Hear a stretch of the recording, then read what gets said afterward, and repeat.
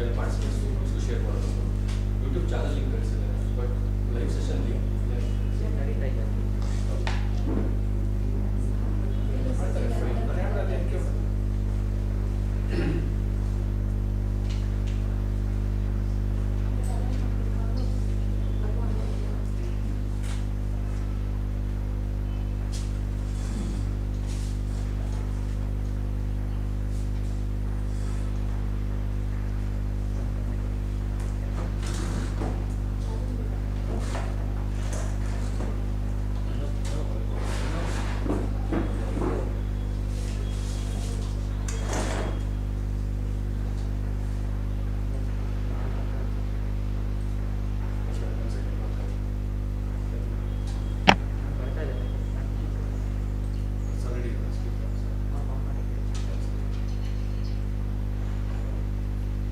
Hello.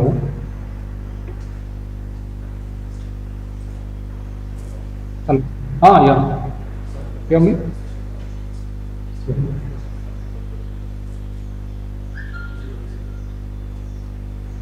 Yeah, I can hear you.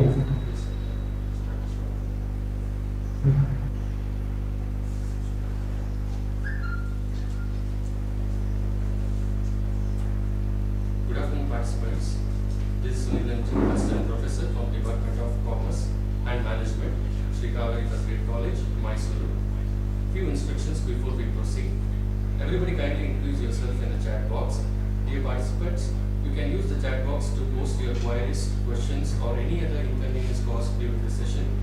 Feedback form will be posted in the chat box at the end of the webinar after the question and answer session. Thank you everyone for your patience listening and participation. Now I would like to host this webinar on behalf of our college. With the blessings of Mother Goddess Cauvery, let's begin this one-day state-level webinar on International Financial Reporting Standards and Overview. So I wholeheartedly welcome the resource person and our management personnel to the session. I now request our principal to give a keynote address and welcome the virtual gathering.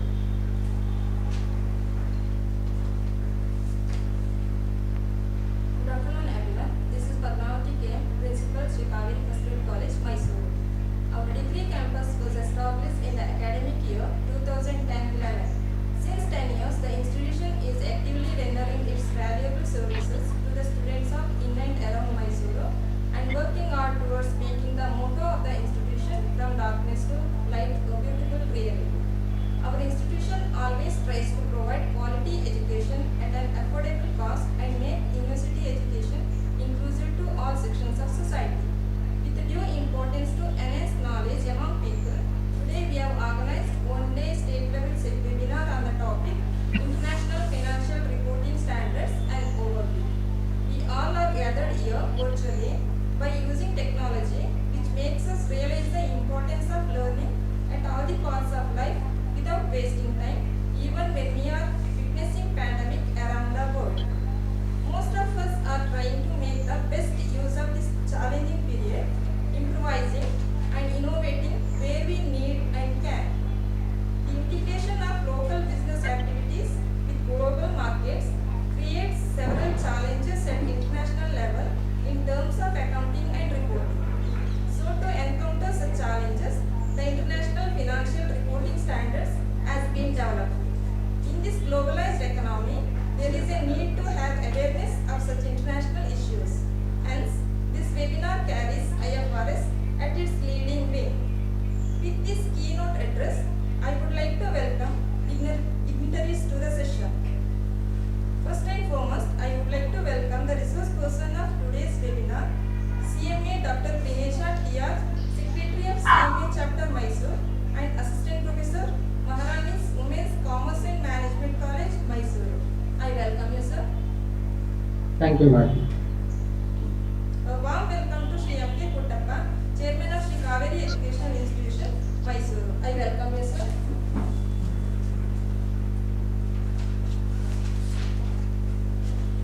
I also welcome Sri K.M. Bellappa, President of Padava Samaja, Mysore, in his absence.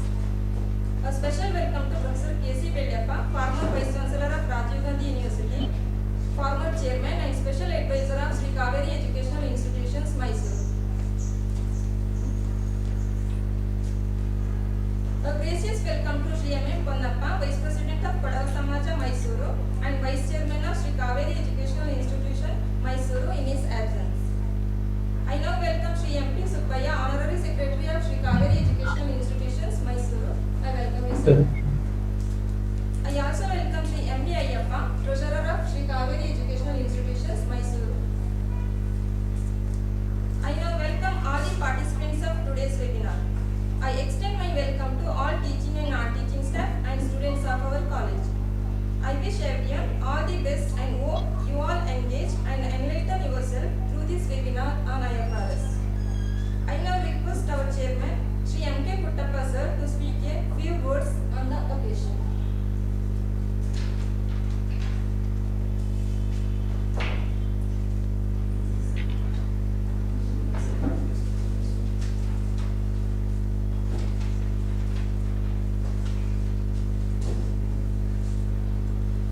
Good afternoon, everybody. A warm welcome to all of you for this webinar. During the pandemic, it is not safe to have the good old traditional conference and seminars. At the same time, we cannot let go of the time without using it productively. The modern practices using internet and technologies and even digital devices were part of our life, but now it is in the mainstream. Virtual meeting and virtual classrooms have become order of the day. I appreciate our principal, Srimati Padmavati KM, and our faculty, Mr. Sunil MG, and team for being in tune the changing environment and organizing this webinar. I am impressed by the topic selected by our team for discussion, that is International Financial Accounting Standards, an overview. This is because the wave of globalization and its effects is visible and is infused into the economy. One of the interesting developments as a result of globalization is the development of international financial reporting standards. These standards fill the gap between international level information needs and national level data reporting. Thus, a business must focus on adopting international standards to sustain global competition and alter it accordingly to stay in limelight. International financial reporting standards were established to create a common accounting language so that business and their financial statements can be consistent and reliable from company to company and country to country. To impart more knowledge about this concept, we have organized this webinar. Change is the order of the day. So what I would like to encourage among the present generation is to adapt to the changes happening around and always have a competitive edge, may it be in terms of knowledge or technology or life lessons. I wish all good luck to our team for this webinar and thank you all for your participation.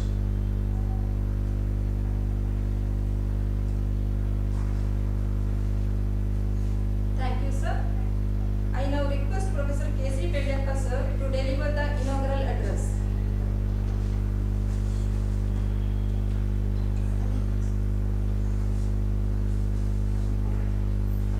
Welcome to this virtual conference, everybody. First of all, I hope you and your families have been coping well in these challenging times. The pandemic has shifted our focus from traditional meetings and conferences to virtual seminars and webinars. It's good to see that our degree college has done a good job in creating a platform for us to get together virtually. It is in fact a good opportunity to see what good things can come from this new way of interacting with our participants. This webinar will be focusing on an important and at the same time very crucial subject, the International Financial Reporting Standards. I'd like to take this moment to offer a few fundamental thoughts. Especially faced with growing political and economic volatility in all regions of the world, I believe one thing is clear. Uniform accounting standards are more valuable today than ever before.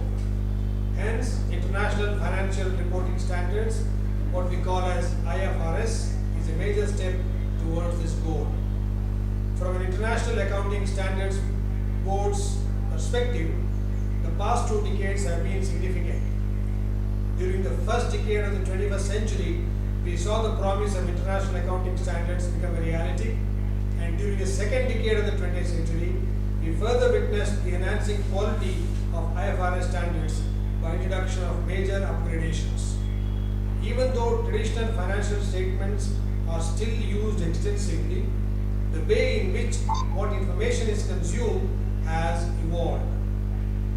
In this environment of data extraction, having proper structure and comparability of the financial information provided by companies are more significant.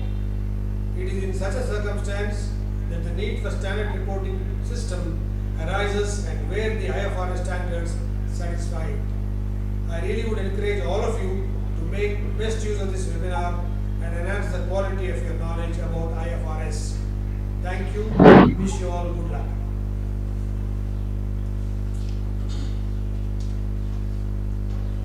Thank you, sir.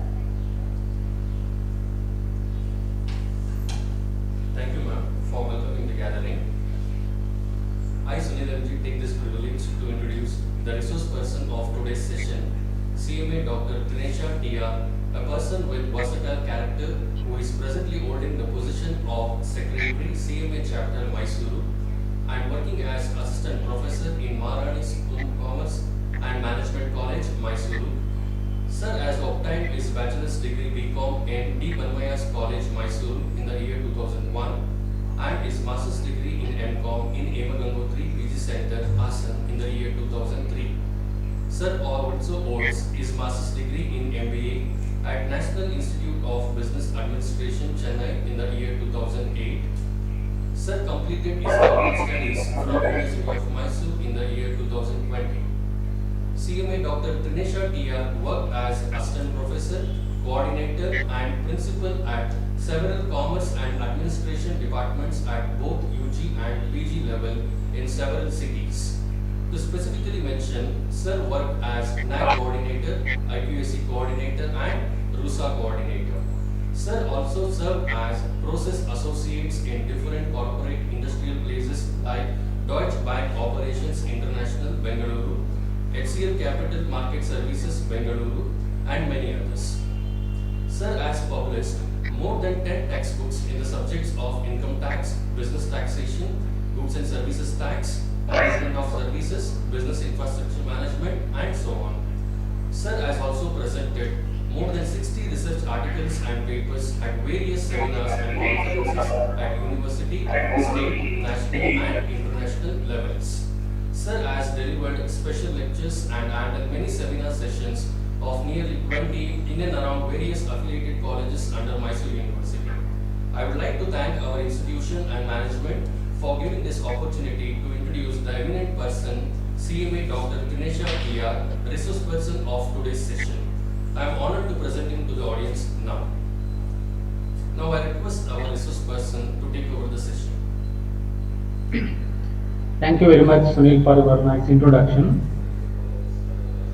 Good afternoon, audience. Good afternoon,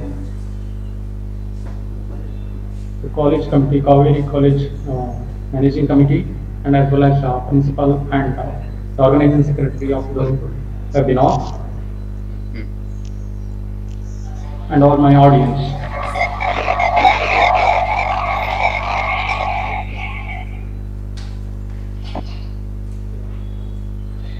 today there is an essence of understanding over what global is looking for, that specifically the stakeholders who are involved as a shareholder, or they may be engaged in as a business organizations at the multinational level or transnational companies. And as we know that when even this is very important for the developing economies like India and other countries to cope up or to adjust with the changes and challenges what presently we are facing in relation to having the books of accounts, and as well as to seek the international finance in the manner of foreign institution investors. With this background, we have to understand what are the main objectives behind IFRS.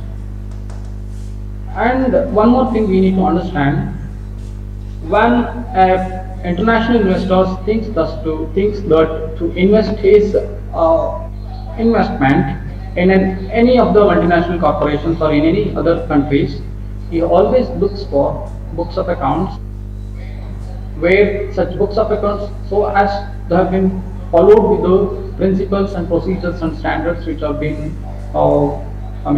adopted in a specific countries, and that would be difficult for them to understand what exactly the books are reflecting.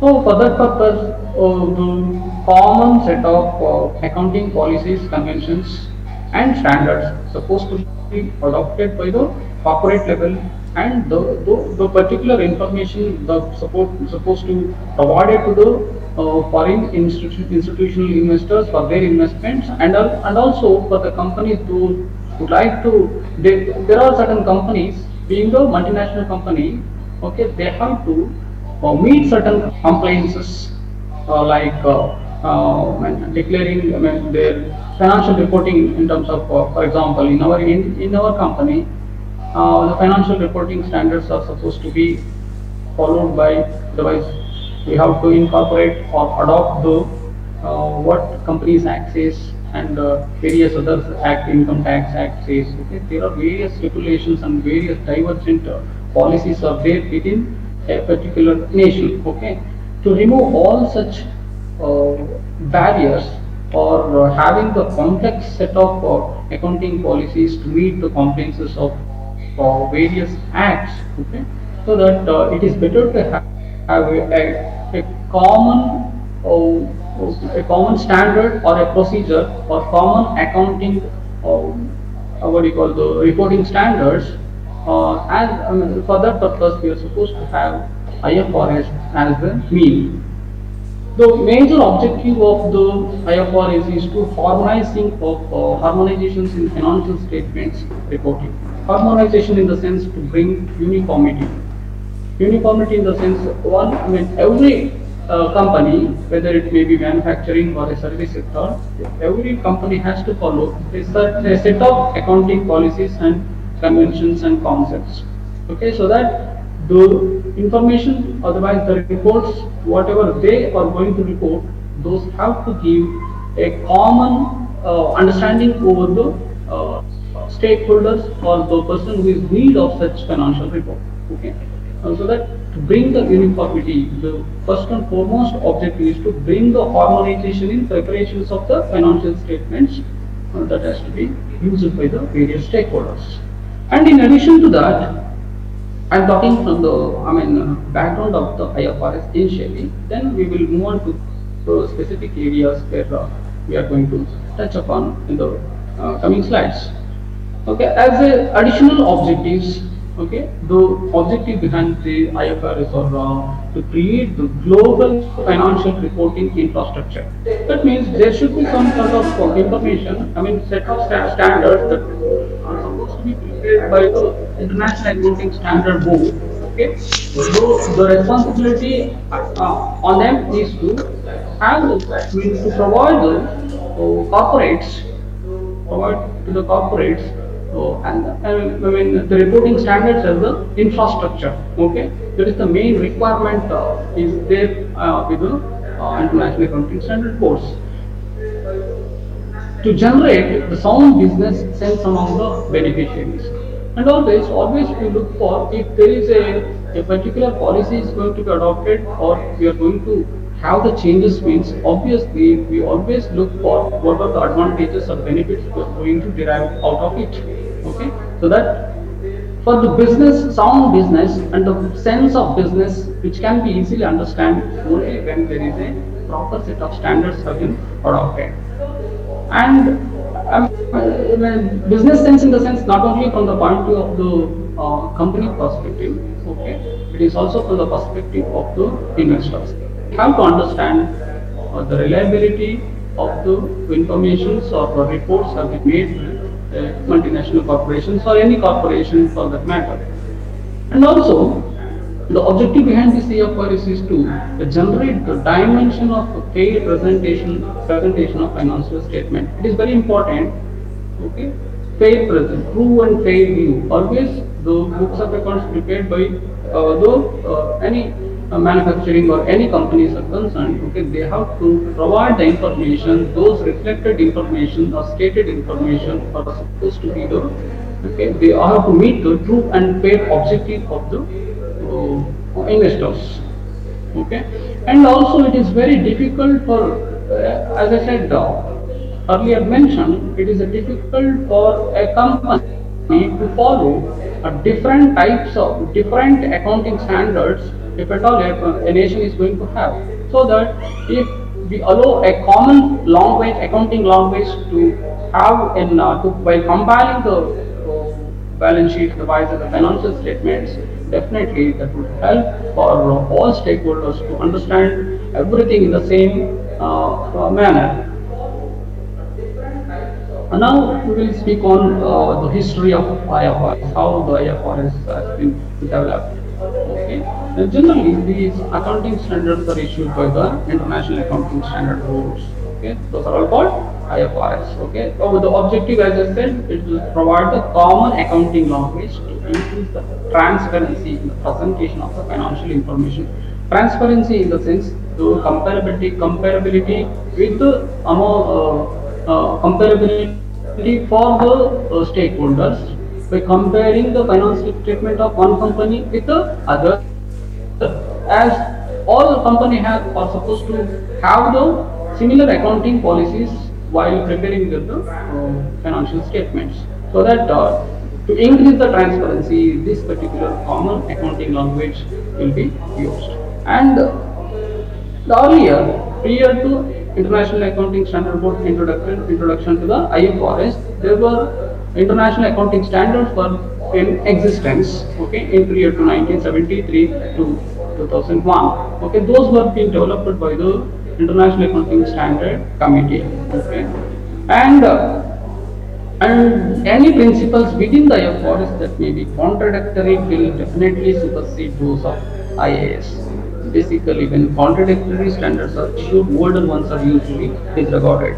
What is the purpose behind the superseding of the what do you call IAS, International Accounting Standards, by IFRS? This is definitely for to by looking at the what are the lacunae, otherwise drawbacks were in existence with the International Accounting Standards or were used to be to remove all such barriers. What are the problems we had in the International Accounting Standard? What are the amendments and changes and the new development are supposed to be takes place? Those have been incorporated with the IFRS, and those the IFRS will be in the renewed manner.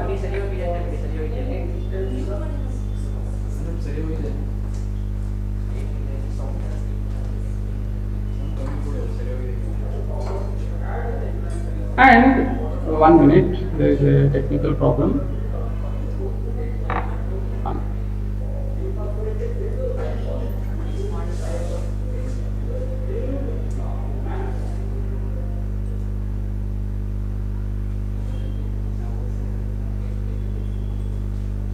Screen share आपके पास?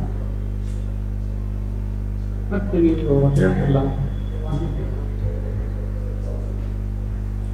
No? No. It is it. Yeah. Okay. Okay. Be on like 1 minute. Be on a minute. Now can you see? Okay. Okay. Fine.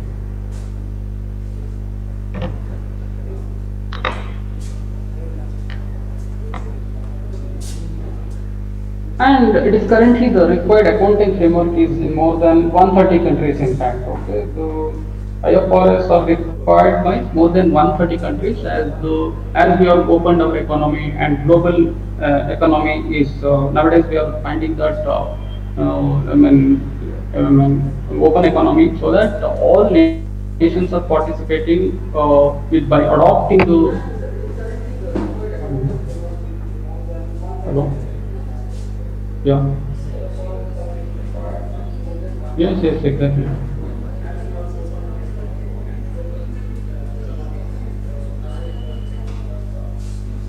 What should I do?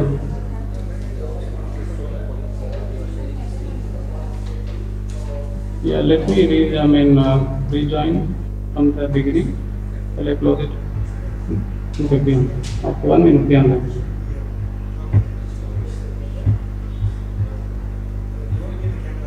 Never, sir. Can you see my desktop? Can you see my desktop now? No, for me it is already there as you are presenting to everybody. Huh? Sorry? Hmm.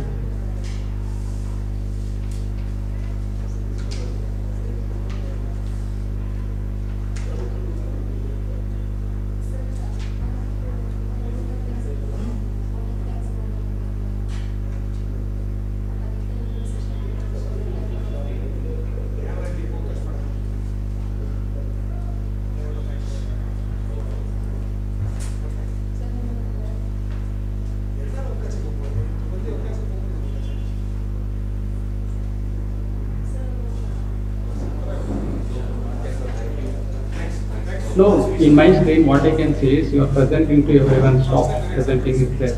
Okay. So that, how should I mute this?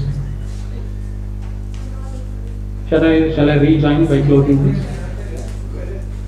I will do that.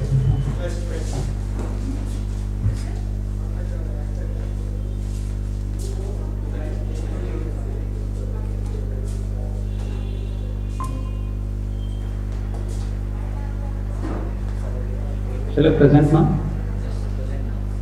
In this slide,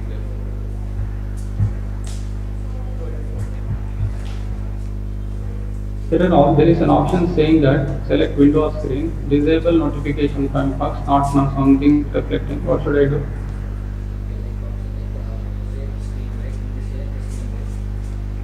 Now after selecting that, I am getting okay windows or screen to share. Okay, within that there are two options: select windows or screen or entire screen. Okay, if I select or not. Huh? Okay, now shall I allow? Yeah, now can you? I think now it is fine. Now, can you see?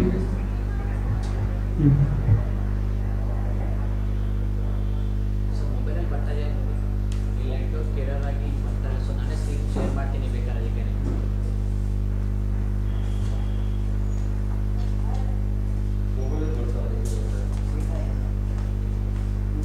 Sir it's visible but just open Yeah, I will open. Okay, fine.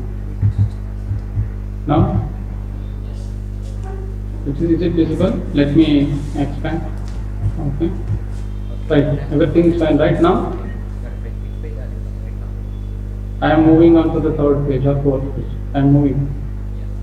About IFRS. Is it happening?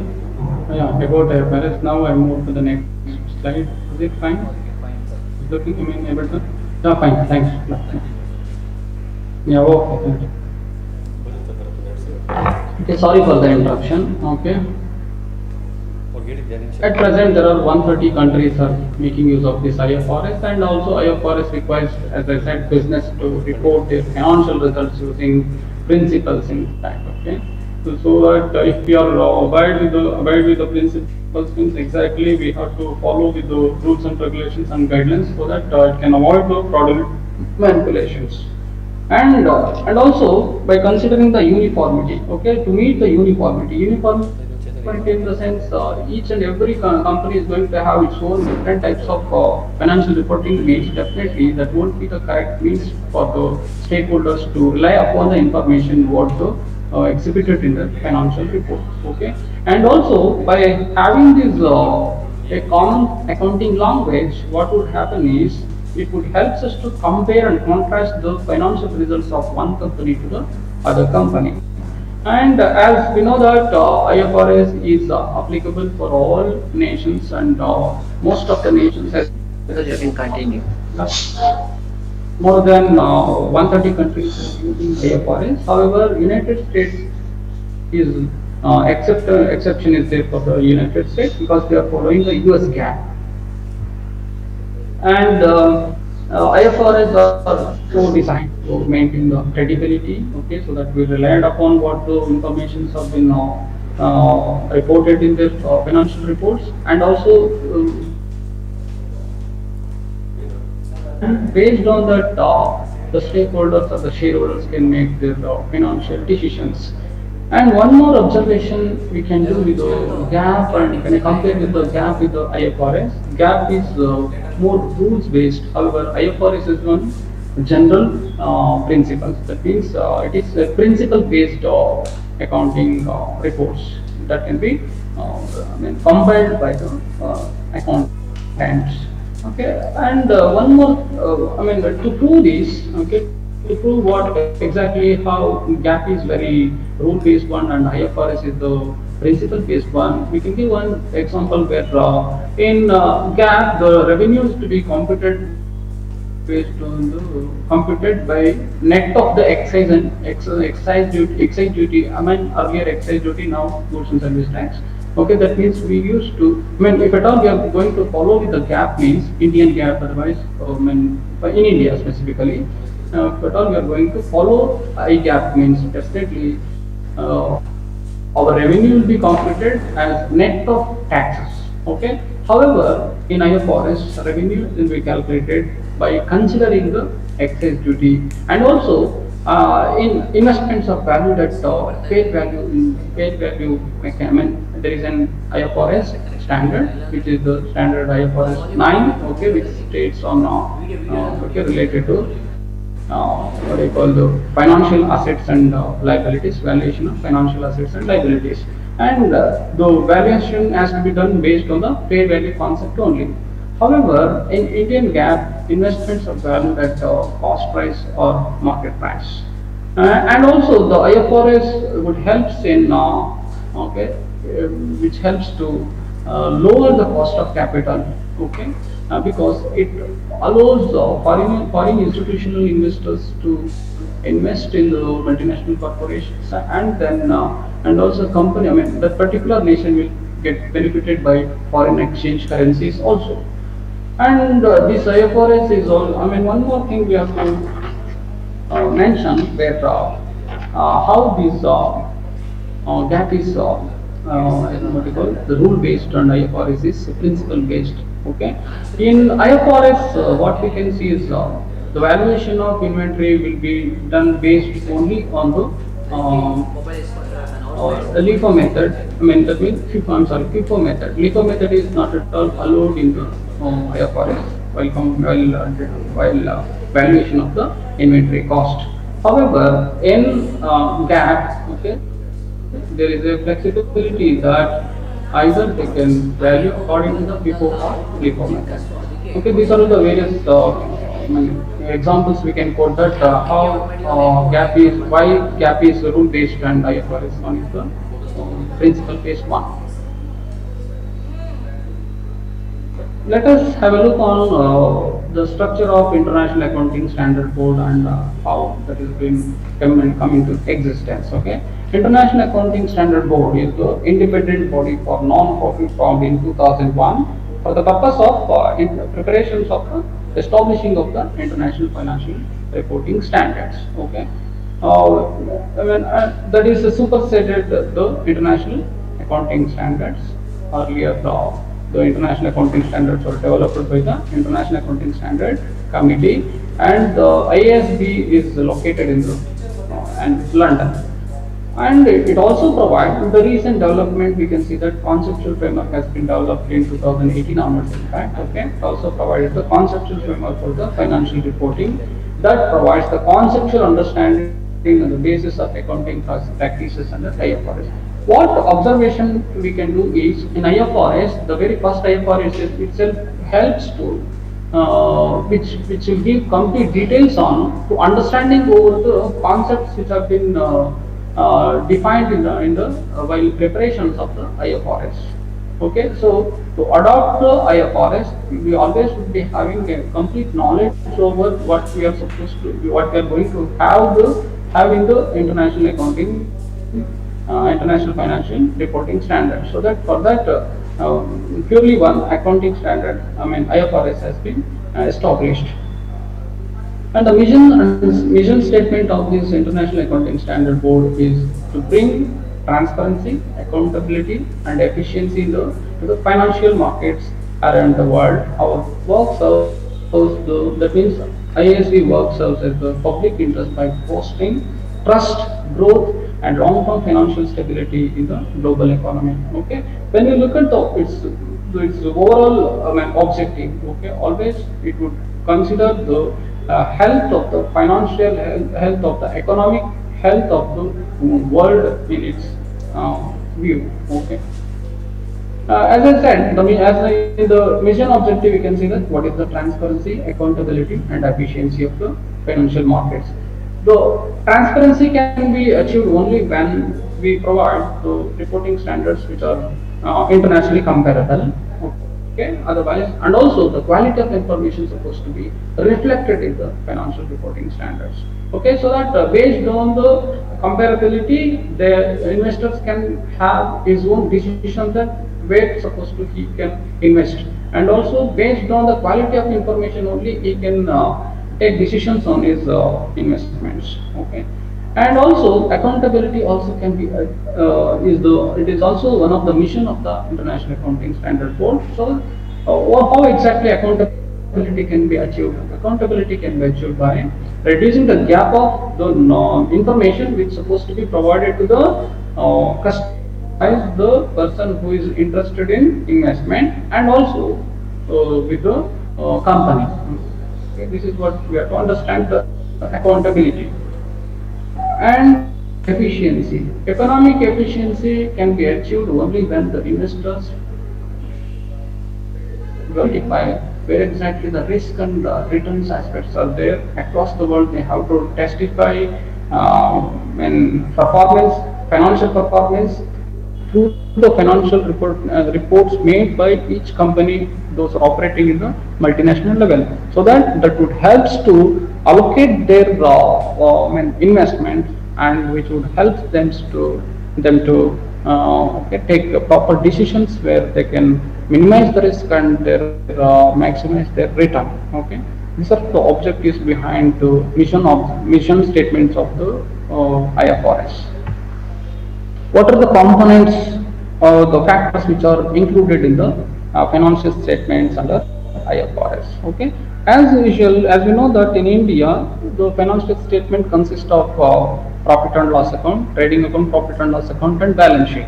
However, in IFRS, okay, apart from the balance sheet and statement of profit and loss account, one more important statement is going to be prepared. It is called other comprehensive income. That means statement of other comprehensive income. To separate the compilation in the what do you call the books of accounts supposed to be made by the accountant. As in, here is given that what is the other comprehensive income would include those items which are income or expenses that are not recognized in the profit and loss account. Okay, that means they are not going to affect on the real profit. Okay, there are certain incomes and expenses. If we ignore, means that won't much affect on the real profit of the business. However, for the investors, for the from the point of view of the investors, investor has to consider there are certain incomes and expenses which are supposed to be considered, and based on that the what profit we can be arrived by the preparation of the comprehensive income. That would give exact idea for the investors to make this decision. Okay, this is the pro forma for the statement. We can see that how exactly a statement of profit and loss account and the comprehensive income would appears. Okay, when we look at the pro forma for the product based company and as well as the bank or financial institutions, okay, for them of the nature of income and as well as expenses are differs, so that we have to go through with the, I mean, by compare, we are not at all comparing, just we have to understand the concept of how exactly statement of profit and loss account and comprehensive income income statement will be prepared. Okay, first part we have to compute the normal profit as usual, what we do in the accounting standards in India. Okay, profit will be with the difference between the revenue and cost of sales. We will arrive the gross profit, and other incomes will be considered, and any sort of distribution cost or administration expenses and other expenses will be deducted. Out of that profit, we will arrive from that deduction of the all these expenditure, and by adding other income to the gross profit, we will obtain the profit from operations. And profit from operations, we have to deduct finance cost, share of profit of associates. Okay, it is very important. Okay, because in the what will happen is when the multinational corporation is there. Okay, multinational corporation have to consider the their sister concern, otherwise their what you call subsidiary companies profits in their statement, and that is what profit before tax available. Based on that, tax will be computed. Okay, and then the remaining, I mean, after adjusting the income tax, we will arrive the profit on profit of the continuing operations. And in any case, if we come across with any discontinued operations, if any such losses are there in the discontinued operations, okay, then losses of such discontinued operations will be considered. Okay. Regarding discontinued operations, I have to speak on certain one important aspect with the discontinued operations. Okay, in IFRS there is a specific meaning is given for the discontinued operations. What is the discontinued operations? Okay, company's assets or a component discontinued only if, okay, only if such component has been disposed or it's been classified as held for sale.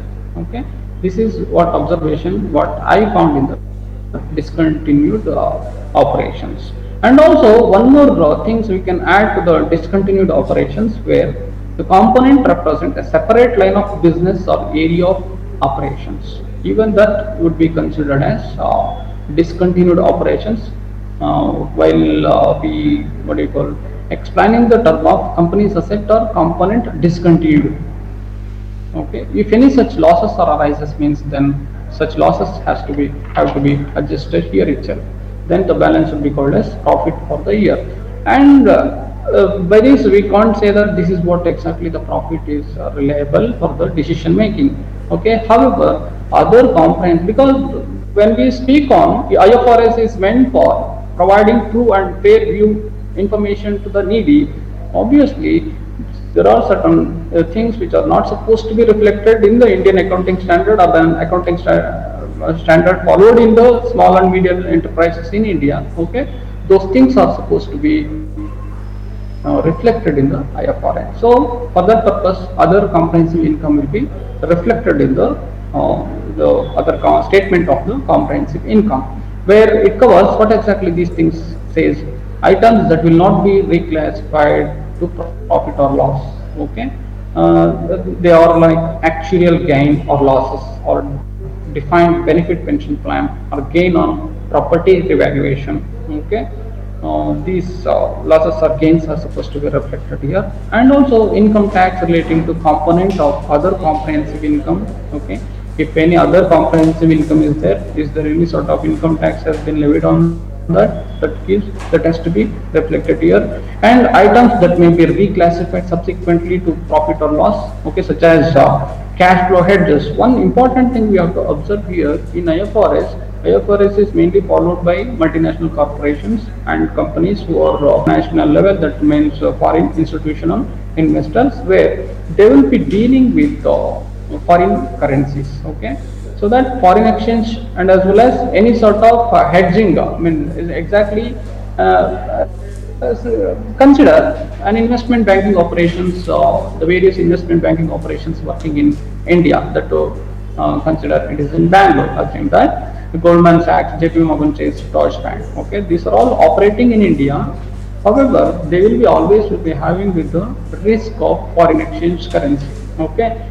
For that, what they will do is they will have the derivatives trading to minimize the risk or to hedging purpose, okay.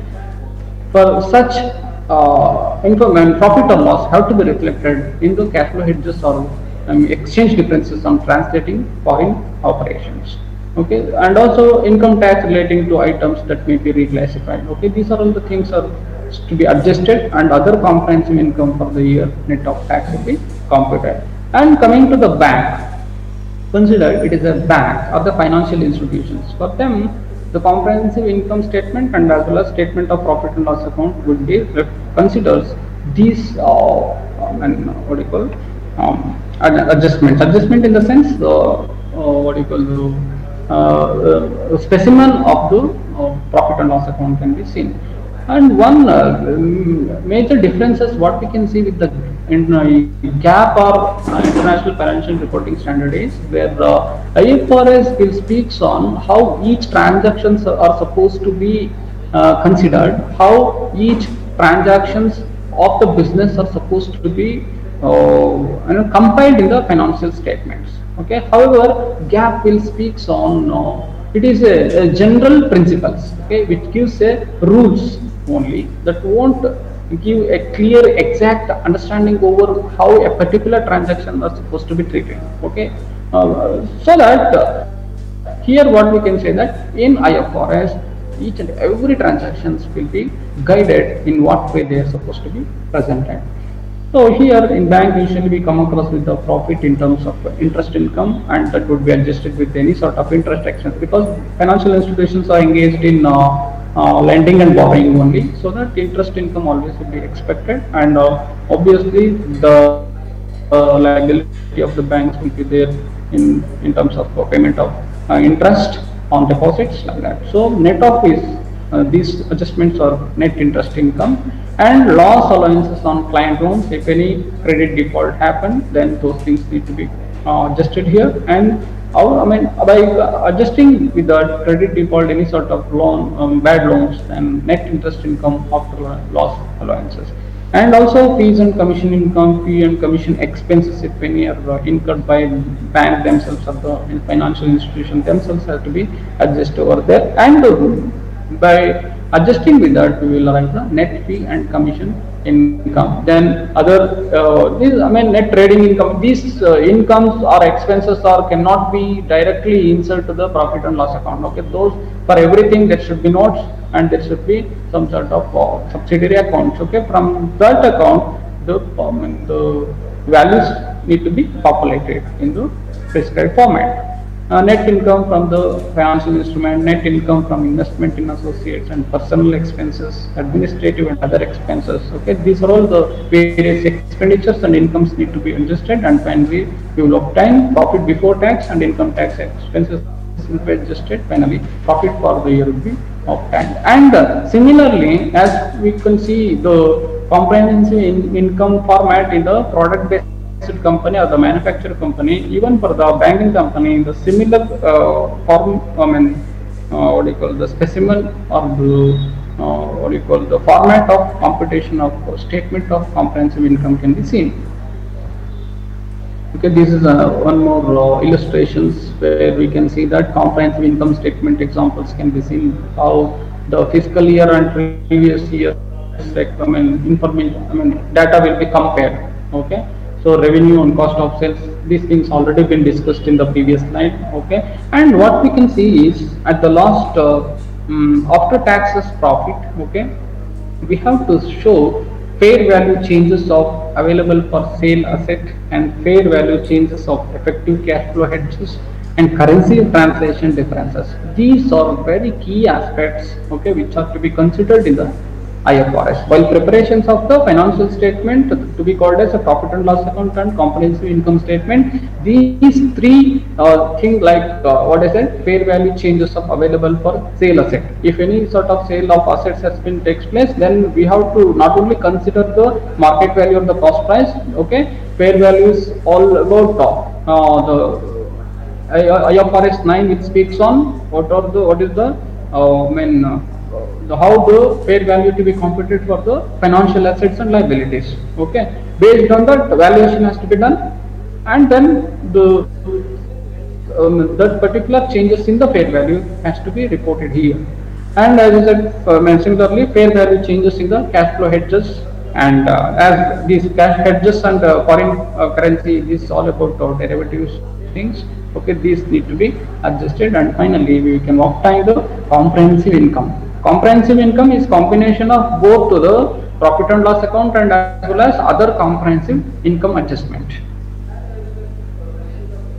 Now we'll move on to the next. Continue with the same with the discussion where both these statements, that means profit and loss account and as well as the comprehensive income statement. Okay, there are certain cases where statements may either be combined or shown separately. Okay, there are circumstances where we have to combine, and otherwise we can also show them separately. When such is situation arises, means when a statement of changes in equity. If there is a changes in the statement of changes in equity, then we have to prepare the combined statement, and otherwise we also can show them separately. And also, if a statement of cash flow for the period is there, then notes to the financial statements.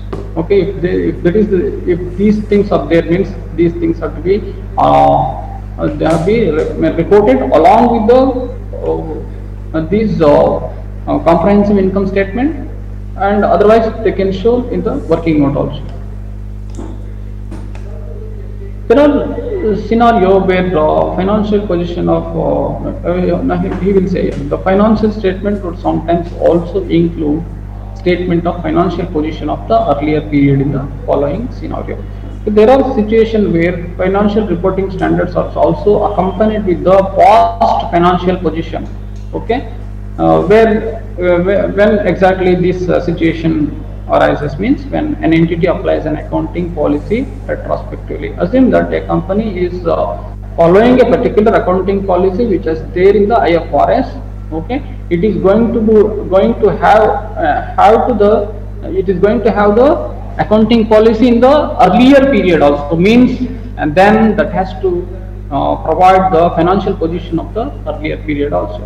And also, when an entity retrospectively restate an item in its financial statement, retrospectively in the sense that is a fallback, that means the same rules now is applicable for the earlier period also. If they think that they have to restate the same thing and they have to provide the financial position of the earlier period along with the present period. And when an entity reclassifies an item in its financial statement, if an organization or otherwise a company thinks that to have the reclassify any sort of financial statement, if any items, means that has to provide the past period financial positions along with the present. Okay, these are all the various IFRS. There are 17 IFRS you can see. Okay, as I said, the IFRS 1 is all about first time adoption of international financial reporting standards. Okay, that means this gives a very clear indication or guidelines for the any company which would like to have the IFRS, that has to follow the guidelines supposed to be mentioned in the IFRS 1. And also IFRS 2 speaks on share-based payment, business combination, IFRS 3. I mean, these are all the insurance contracts, non-current assets held for sale and discontinued operations. Okay, And IFRS 8 is speaks on operating segments, IFRS 9 financial instruments, okay, and then IFRS 17 will speaks on insurance contracts, 16 speaks on leases, okay. There are 17 IFRS have been developed so far, okay, and international accounting standards are still in existence because this is a the process of convergence is happening on every year. It's going to happen, and whatever, if possible, if we are going to learn about how exactly the IFRS setting standards is going to be takes place in the upcoming slides, so that we will come to know that how the IFRS will be established. Okay, I mean, for establishment of each IFRS, it takes lot of time, which cannot be done in the quick manner. So that lot of in phase manner that's supposed to be undertaken. So that these international accounting standards are still in existence. Okay, I mean, we have to follow these accounting standards also. Like IAS2 is about the inventories, statement of cash flows, construction contracts, income taxes, lease, revenue, employee benefits. Okay, these are all the various areas still we can find. IAS 21 speaks on effect of changes in foreign exchange rates. Okay, up to IAS 41 we can see, including international accounting standard for agriculture. Okay, now we'll see that how exactly the structure of international accounting standard board. Okay, how exactly the IASB would function, that can be seen through this chart. So there is a monitoring board is there that has to approve and oversee the trustees, where the IFRS Foundation would be having the trustees. Trustees will be providing information and sufficient financial resources to develop the IFRS, where there are 22 trustees are there. They will appoint, overseas and raise funds, as I said, and these would help the international accounting standard body maximum 40 members set a technical agenda, approve standards, exposure drafts. Okay, there are a lot of working paper, exposure draft will be prepared, and interpretation will be obtained from the International Accounting Standard Board. Okay, and these IFRS foundations provides the accounting standards advisory forum. Okay, to provide the standard setter input into the technical projects, and also the IFRS foundations would provide, I mean, that would monitor IFRS interpretation committee. Okay, there are two things we can say: IFRS foundation as IASP and as well as IFRS interpretation committee. In IFRS interpretation committee, there are 14 members issue interpretation on the application of IFRS and develop other minor amendments. And the IASB will consider what the information or the interpretation will be given by the IFRS interpretation committee, and that would be again will be looked by the working groups. Okay, that would be analyzed by the working groups for major agenda programs. And IFRS foundations also would provide, I mean, which would seeks information and also disseminate its communication with the IFRS advisory council, where there are approximately 40 members and advise on agenda and priority. Okay, by collective work, the IFRS will be established. And this is what it gives a clear meaning on again how IFRS will be established. Okay, there is International Accounting Standard Committee foundation is there. There is a, as I said, standing interpretation committee is there. Okay, then IASB will create the IFRS, and finally that would be highly quality, enforceable and global. Okay. Now, conceptual framework for financial reporting. Okay, this is the new aspect with the, in addition to the IFRS, okay, IASB and IFRS interpretation committee have been, I mean, they will be engaging in the revising activity. Okay, they will be having, I mean, changes, if any changes are required, means they have to incorporate with the all IFRS standards. So that there is a conceptual framework for financial reporting has been issued in March 2018. That means for companies that uses the conceptual framework to develop accounting policies, okay, when no IFRS standards applies to a particular transaction, The revised conceptual framework is effective, that is from 1st January 2020. Okay, if a company would like to not to follow with the IFRS standards, otherwise that would like to go through with the conceptual framework which are developed through the accounting policies, then they can have the revised conceptual framework that is effective from the 1st January 2020, and this permission is been given.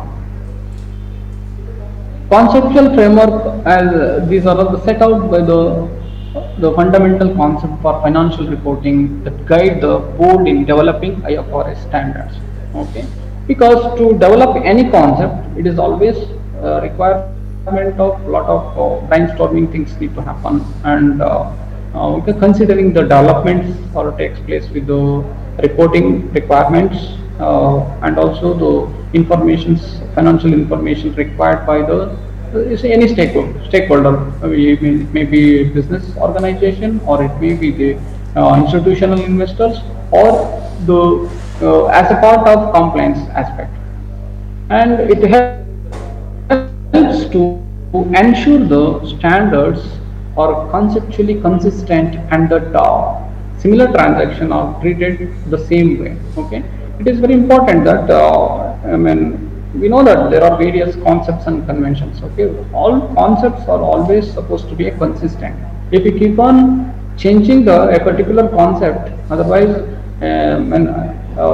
conventions, definitely it would create an ambiguity in the part of the accountants, and as well as the misguides the financial information are reported in the accounting information reports. In 2018, the revised conceptual framework set out. Okay, these are all the things what we can see with the conceptual framework, where the objective of general purpose of financial reporting.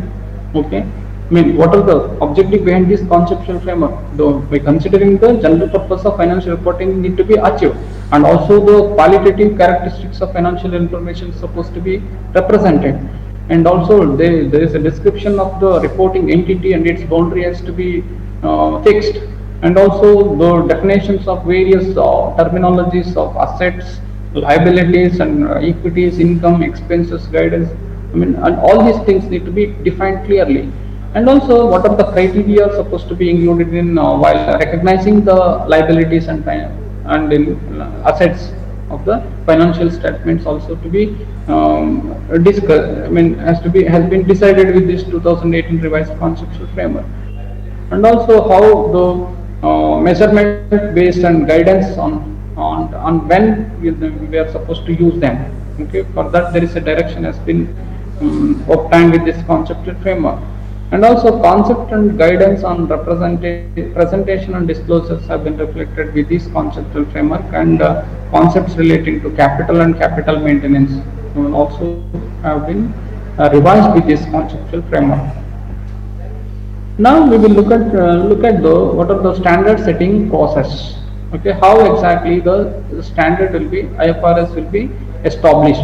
Okay, there is, this is it is that has to happen in the phased manner. We cannot have a particular IFRS standard establishment just by like that. Okay, we have to follow various phases. Okay, that we are going to discuss now. There are 6 stages. We can see where the trustees of the IFRS foundations having an opportunity to ensure the compliance at various points throughout. Okay, these are all the 6 stages or steps we can say while establishing any of the IFRS. Okay.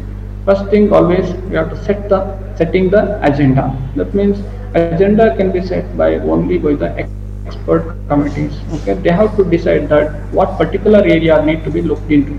Okay, whether shall we take the contract accounting, how contract accounting need to be prepared, and what are the how exactly the information is supposed to be reflected for the decisions, accounting for contracts. Otherwise, valuation of inventory, an important area. Okay, what is the reason behind having bringing the changes, I mean, why we are supposed to bring the inventories into the purview of the IFRS, that has to be considered first, because in each and every aspects of the business transactions or in one or the other way, they are all contributing to preparation of financial report, I mean, financial reports of any companies. For that, each transaction are supposed to be diagnosed, and based on that, a particular standard will be developed.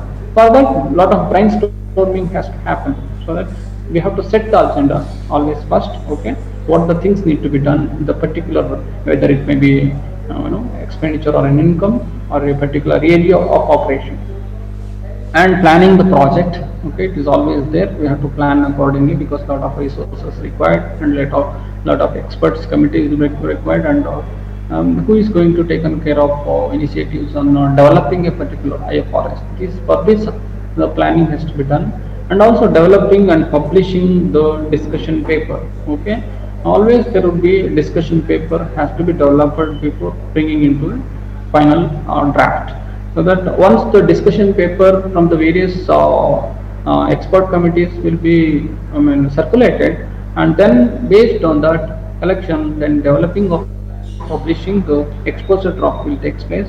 Based on the exposure draft, development of the standard is possible, and publication is also very important, because the needy, that means those who are interested parties with the IFRS, like business organization and even government itself, otherwise, and also the and what do you call, the investors themselves. Okay, they need to know that what exactly happening with that, whether that particular piece of information is relevant, and the standard is correctly set or not. These things need to be reviewed, and moreover, accounting standard body would be having with the expert committee, like in India, how we can see that chartered accountants and okay, are there. And similarly, I mean, accounting professionals have to diagnose what exactly happened with that particular IFRS, and its feasibility has to be tested, and based on that,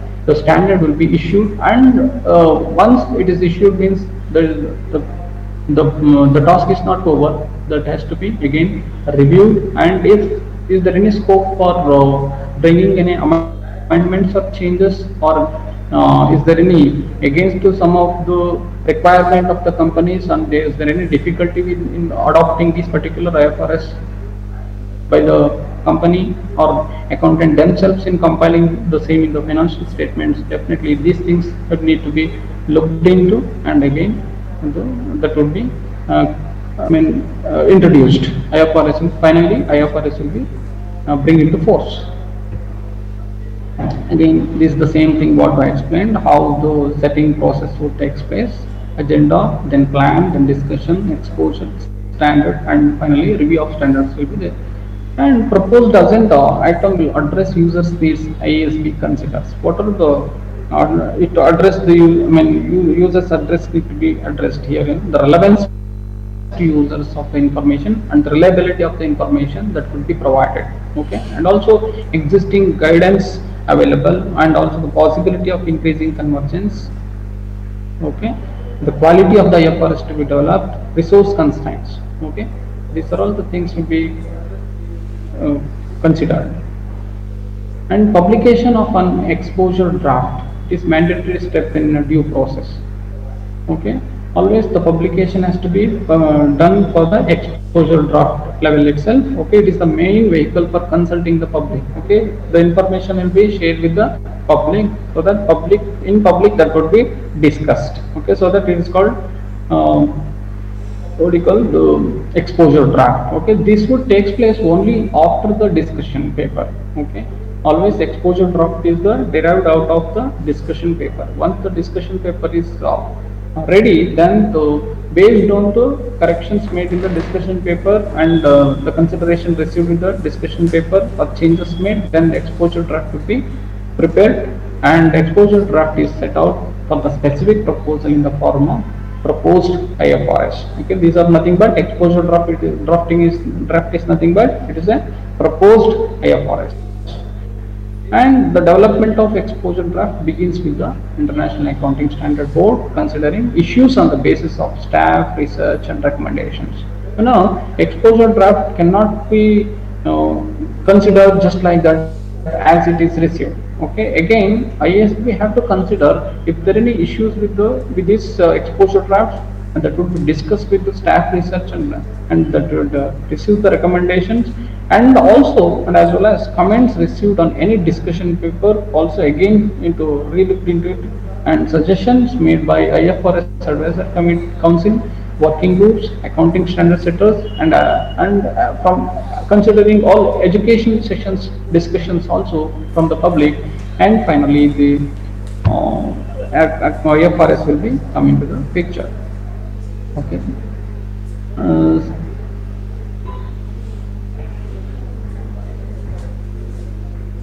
the changes from exposure draft are posted on website. Okay, before introduction of bringing into force or effect of the IFRS, exposure draft will be posted in the website, and after resolving any sort of issues which are been query or discrepancies raised with the exposure draft, then IASP will reconsider, and that should be, if any sorts of comments of the public also can be considered, and finally exposure draft will be revised.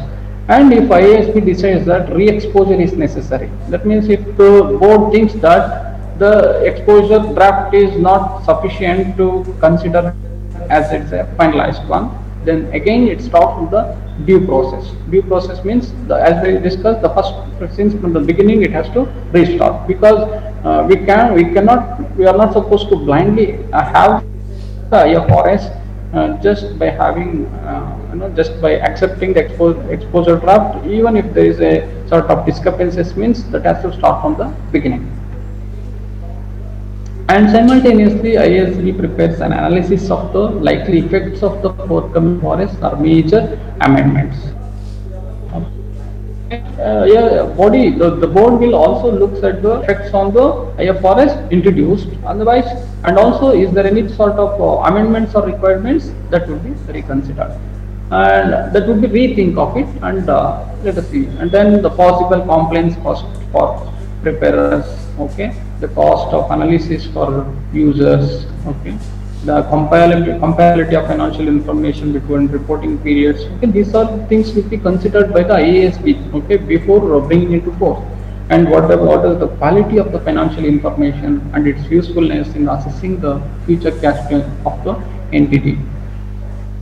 And after an IFRS issue, the board members and staff bodies, including other standard setting bodies, to help understand unanticipated issues related to the practical implementation and potential impact of the.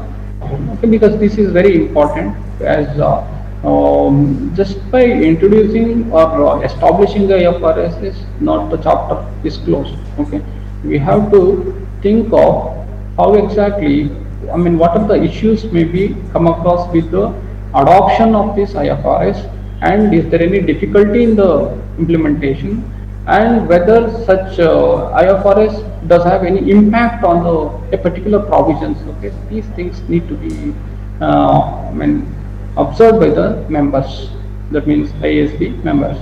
The IFRS Foundations also fosters educational activities to ensure consistency in the application of IFRS. Okay. And review of IFRS issue.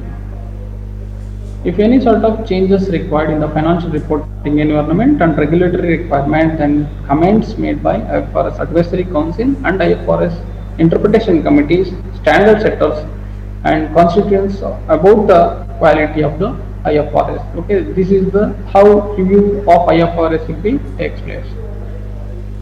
And now we are at the important discussion with what are the utilities we can have in India, particularly in India, by adopting the IFRS. What are the uses for developing countries like India?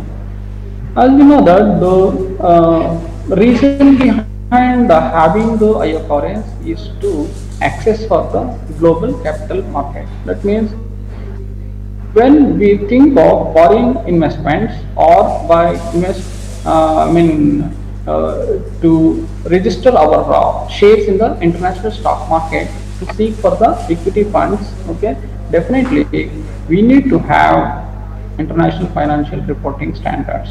Okay, so that if we prepare reports or accounting languages which is acceptable by global institutional investors. Otherwise, individual investors in the abroad, obviously the language should be known to everyone.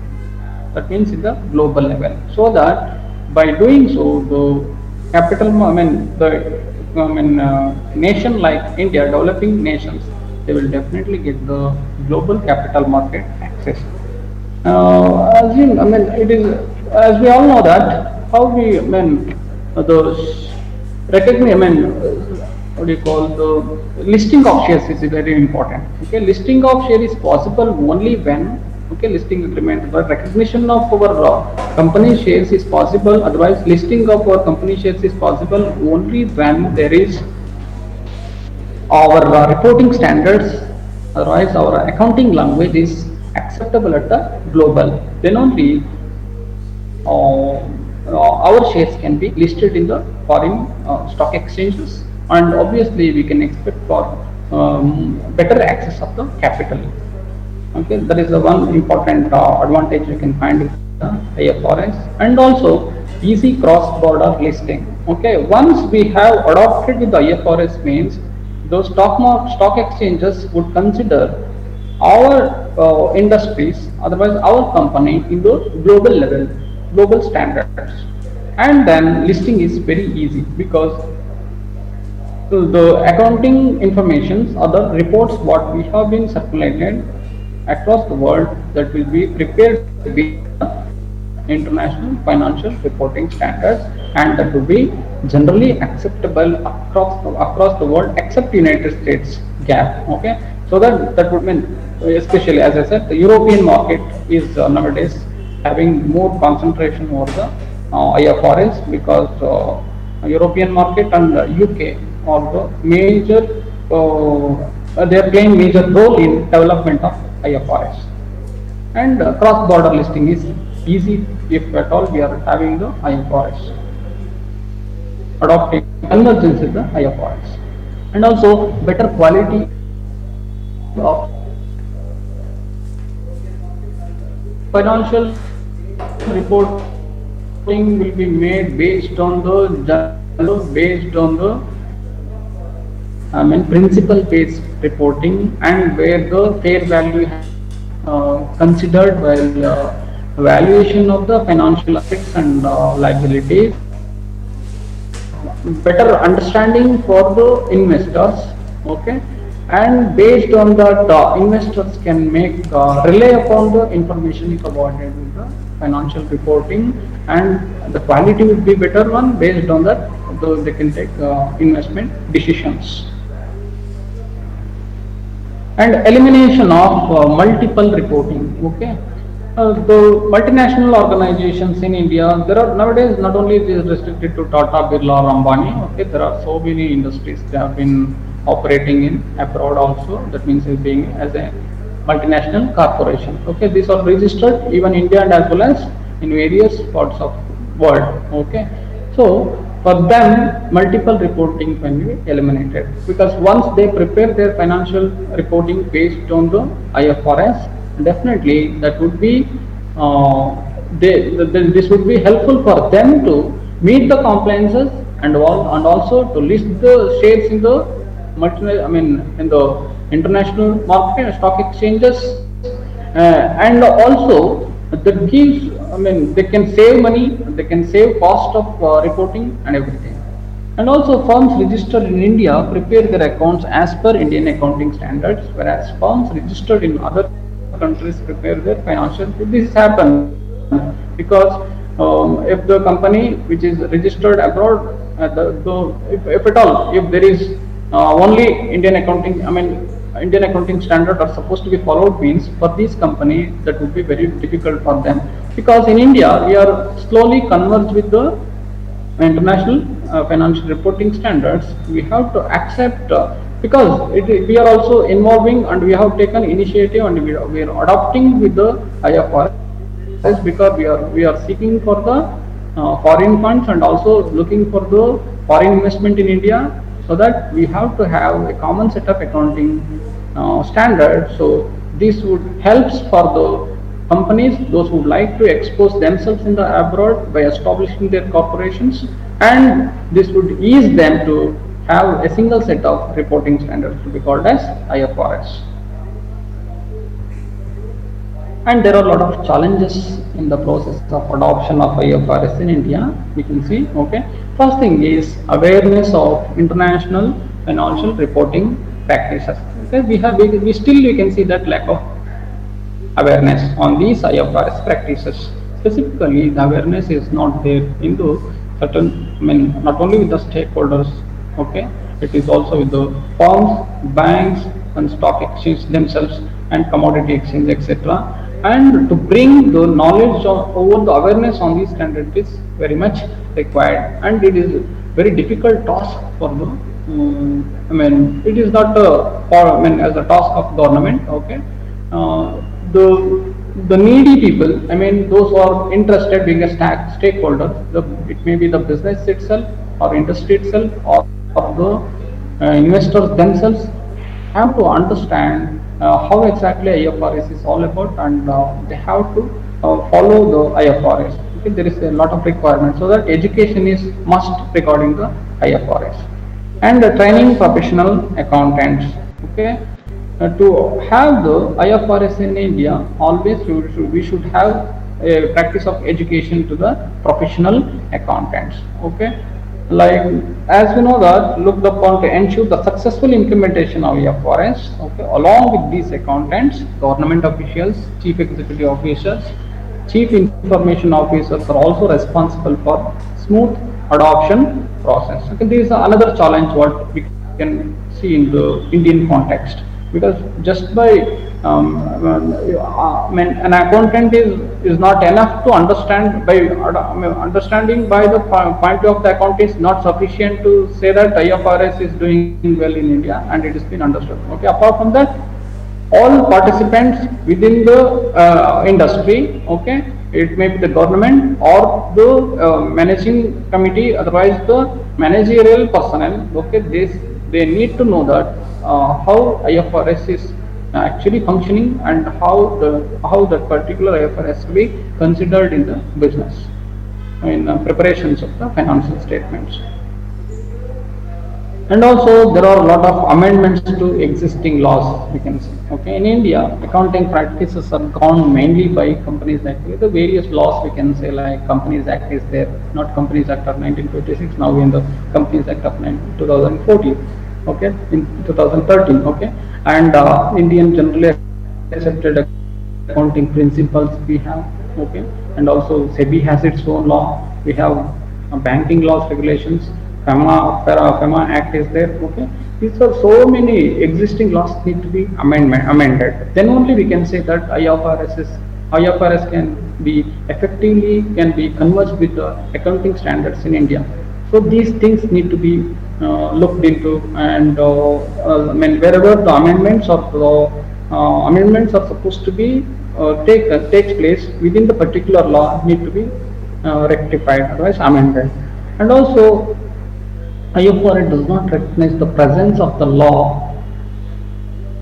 these laws, and the accountants will have to follow the IFRS fully with no overriding provisions from these laws.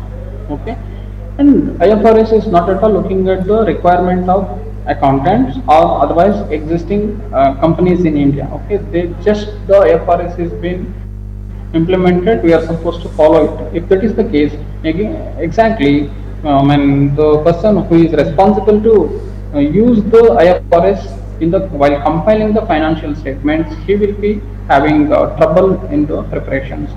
And also Indian lawmaker will have to make necessary amendments to ensure the smooth transition of IFRS. That means proper education is required, and also the policy makers have to very clearly with objectivity, they have to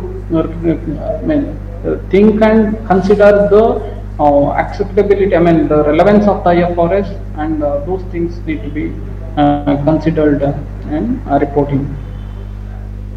And taxation.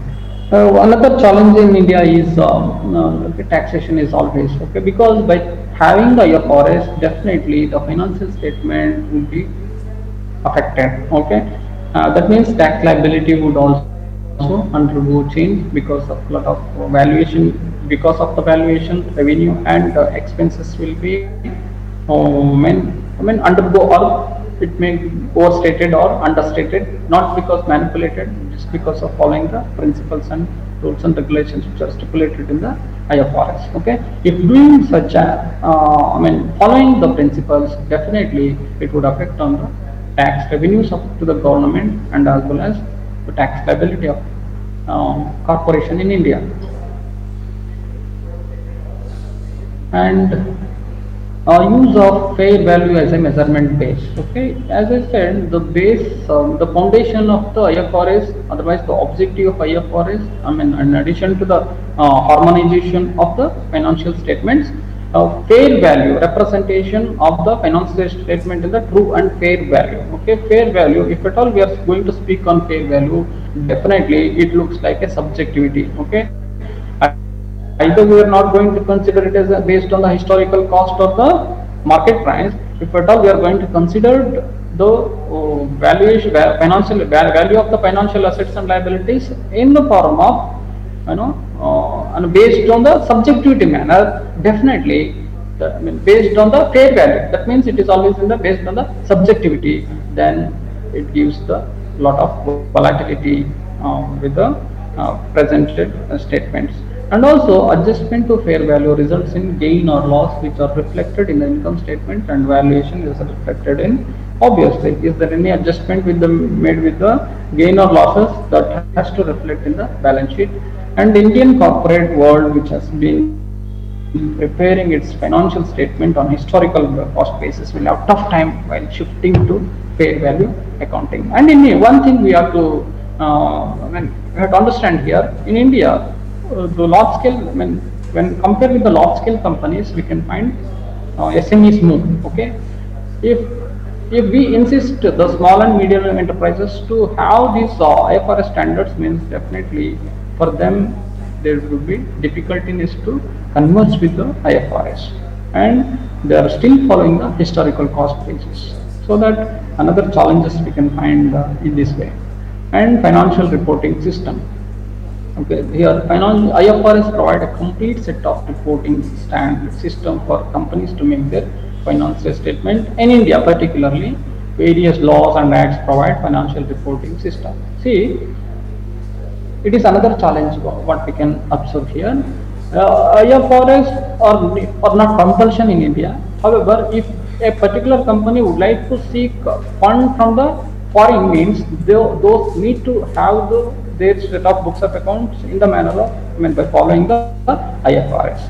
Okay. However, for other companies, otherwise, assume that there is a company which has to meet the compliances which are the laws which are existence in India, like company law, income tax laws, okay, various laws are, even okay, these laws supposed to be followed, means they have to prepare different types of books of accounts for the different purposes to meet the various compliances, so that it would make a difficulty for Indian companies to have the financial reporting system in the different manner. And finally, these are the things we have to, I will take another 5 minutes, okay, if you allow me, so that we can wind up with this.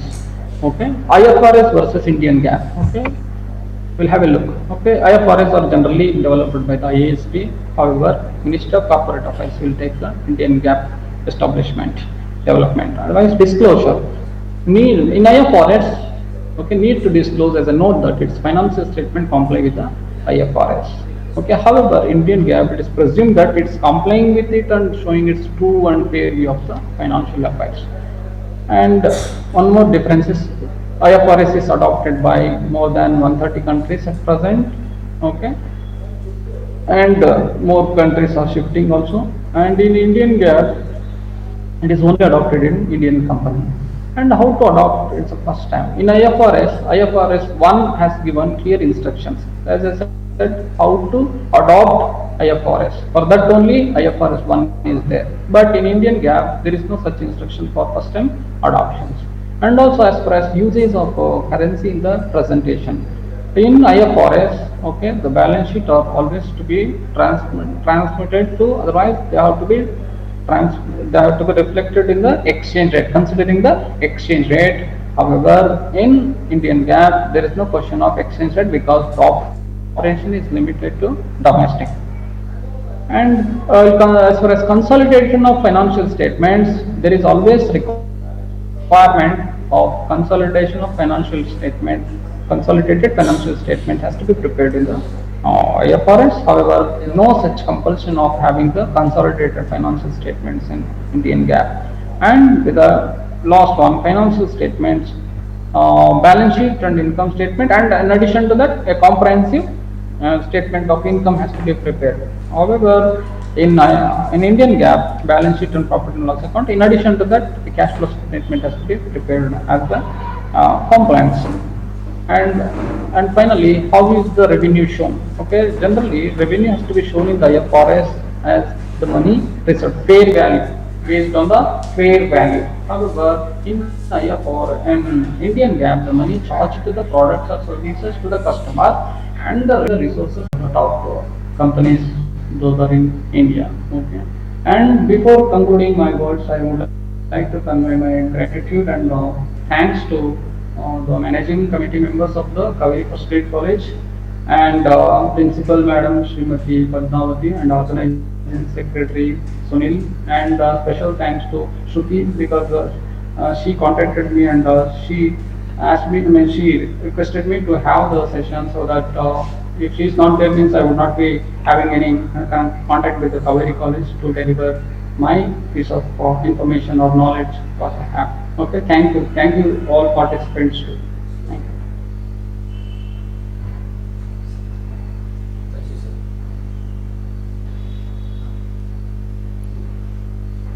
So thank you.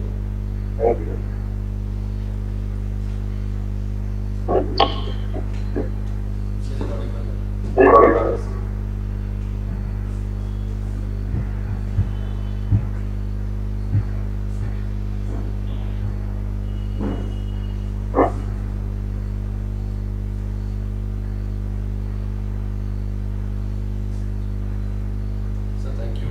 So thank you. Yeah. So the delivery of FRS International Financial Reporting Standards was very much informative. I hope everyone felt the talks was useful. So now let us take up the question and answer session. Yeah, it's not audible for me, Sunil. Sir, is it audible now? Yeah, now it's okay. Sir, we have the first question. Yeah. How foreign currency fluctuations can be treated in the balance sheet of a company? Foreign currency will be always to be, I mean, as I said, in the comprehensive income statement, Yes, sir. when profit and loss account, later part is about the comprehensive financial statement. There the adjustment has to happen. Okay, profit or loss on I mean that particular having that transaction related to foreign exchange has to be adjusted. That won't be reflected in the balance sheet. Okay, sir. So next we have another question. Does IFRS standards follows the similar treatment of assets and liabilities compared to the previous accounting standards? I didn't. I mean, could you please text me with the chat box so that I can. Does IFRS standards follows the similar treatment of assets and liabilities compared to the previous accounting standards? No. There are so many changes. Okay, I can't say because as I said, it is the technical aspect. I have to take one example and I have to mention so that earlier treatment of, for example, stock treatment. Okay, in stock treatment, when inventory valuation, we can say. And one more thing we need to understand: prior to establishment of the IFRS, what was happening is the the rules it was based on the rules based it was. There was no explanation for each and every transactions. How, suppose, each transaction is supposed to be reported in the compiling in the financial statements. Now in IFRS, for each and everything, every transaction, there is a solution and there is a principle. Based on that principle, reporting has to be takes place. Okay, this is one general view I am giving. Okay, sir. So that there is a differences of. Yeah. Okay, so next we have another question. Is transition cost the biggest challenge in implementing IFRS compared to any other local accounting policy in India? Sorry, you can come back again. Is transition cost is the biggest challenge in implementing IFRS compared to any other local accounting policies in India? I didn't get you exactly what exactly it does mean. Sir, is transition cost is the biggest challenge in implementing IFRS compared to any other local accounting policies in India? But now it's clear. Now come from yes, from beginning. Okay, sir. Sir, is transition cost is the biggest challenge in implementing IFRS? Yeah, it always will be the what do you call the challenges for the implementation always. Okay, sir. Okay, sir. Thank you. Mm. So I hope all of your doubts and questions have been answered. So let's move to the last part of this webinar. Now I call upon Kumari Arisha to propose the vote of thanks.